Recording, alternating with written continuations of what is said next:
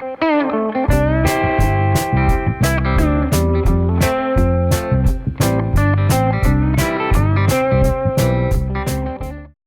is the pump. This is the actual device that pulls the water up or picks up the water and pushes it up the pipe to the windmill. Now this is an old one. In fact, it's you can buy brand new ones. They're $400, $500, $600 a piece, and I mean that's a nice way to go. But you can find these good used ones anywhere, and they're cheap. If you pay $25, you paid too much. In most cases, they're rusty and dirty. This one's actually in pretty nice shape on the outside, a little bit of rust and so on. But this is what you're looking for. You're looking for the cylinder and a cap on one end and a cap on the other end. All in good shape, no breaks, no cracks, okay? There may or may not be a rod sticking out, like this. I'll show you what that is in just a minute. So what do you do now to make this into a working cylinder? Because it sure as heck isn't going to pump water like this. Well, what you need to do, first of all, is disassemble it. And that means getting these ends on. That's the hardest part of the whole thing.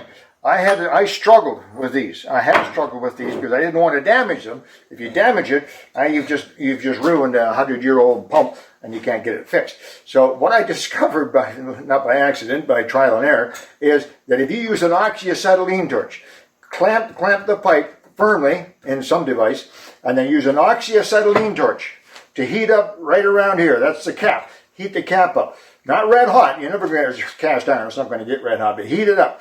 And what I did, in fact, is I stuffed some wet rags inside the pipe to keep the pipe cold. I heated this up with the oxyacetylene torch for several minutes, probably 4 or 5 minutes, until it was really quite hot. And then I put a wrench on here, and I gave the wrench a little bit. Came off. I was shocked, actually, because I'd already struggled with it for quite a while. But anyway, take the caps off both ends. Now, what you're going to find, in the bottom, you're going to find this.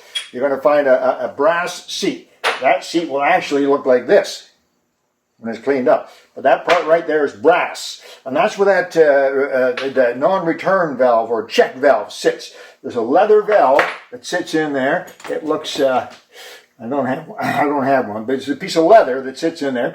There's a little flapper in the middle. And that little flapper has this weight. There's a screw, the flapper has a little hole in it, you've seen a picture of it, and that weight keeps the leather down. When the pump goes up, piston goes up, it sucks water up, that opens, lets water in. As soon as the piston stops, it slaps back down. All the water in the cylinder is now trapped in there. Okay? So that's what you'll find in the bottom. That thing on the inside, and this is the actual piston. This is the actual piston. This rod is a rod that goes all the way up to the windmill, or the hand pump, whatever. Goes up and down like that, the sucker rod. But the rest of the piston looks just like this.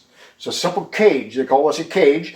And it has in there a check valve. You can see it there, a little check valve. It also goes up and down. Now this is just metal on metal.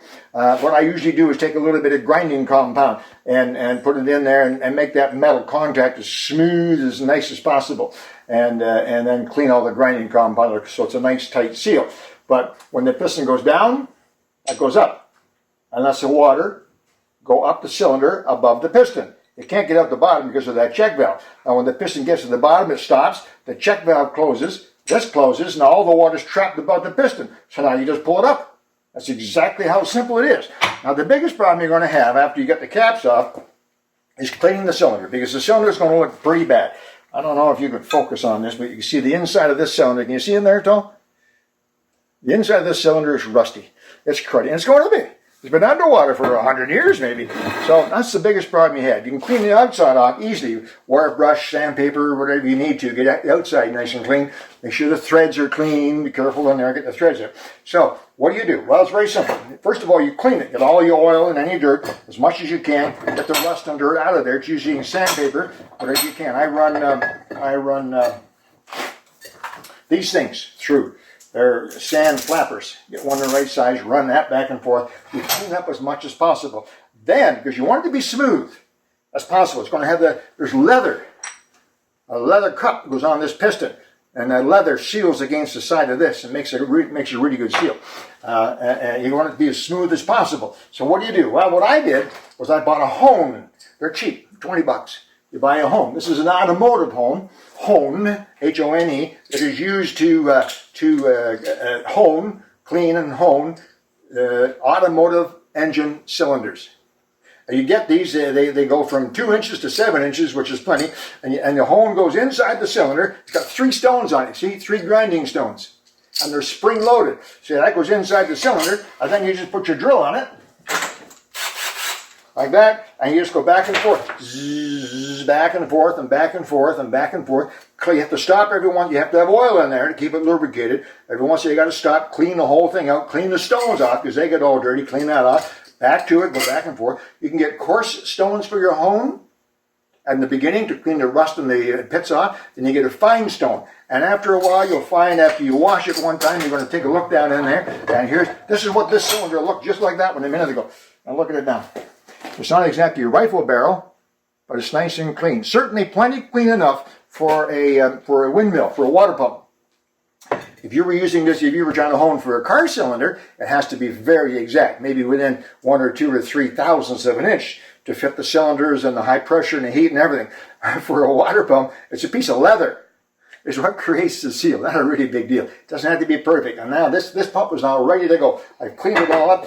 Wash it with alcohol. I'm going to put the caps back on. I'm going to give it a nice coat of paint, put new leathers in it, and ready to start pumping water. Anyway, that's the actual pump part itself that you'll really enjoy taking apart, putting that together, and I hope that was enjoyable. Talk to you soon. Alec, Peirce. Bye-bye.